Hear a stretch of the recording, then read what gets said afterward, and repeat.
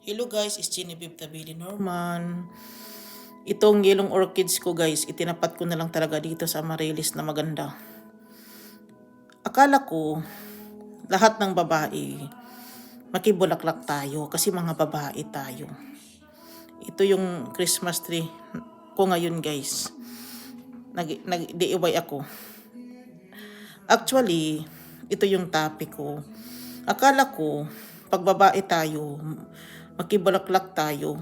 Nakakamali ako guys. Hindi lahat ng babae makibulaklak pala. Yung iba talaga walang paki.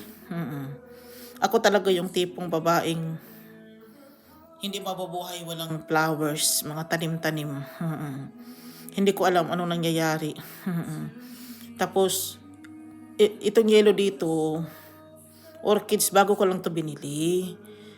Mahilig talaga ako kasi sa mga bulaklak. Marami na talaga akong orchids kasi eh. Ito bago na naman. Tinapat ko na lang siya sa Amaryllis na binili ko din naman. Hindi naman ako nagtanim niyan.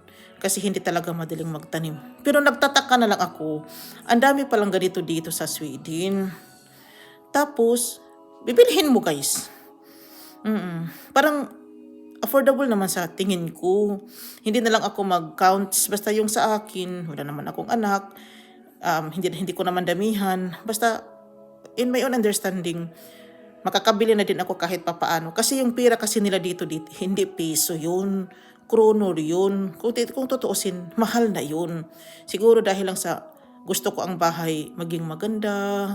Mahilig ako sa bulaklak. Masaya kasi ako kapag nakakita ako ng bulaklak eh. Kaya siguro binili ko na lang siya. Hindi naman masyadong mahal.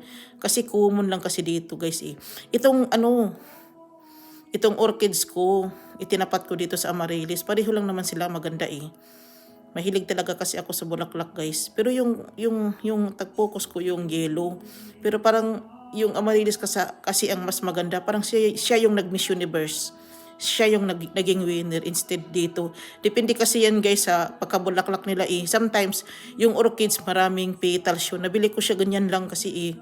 Kasi medyo hindi siya kamahalan. Pero kung napakamahal niya, para naman kasing depende pa kasi yan sa petals niya eh.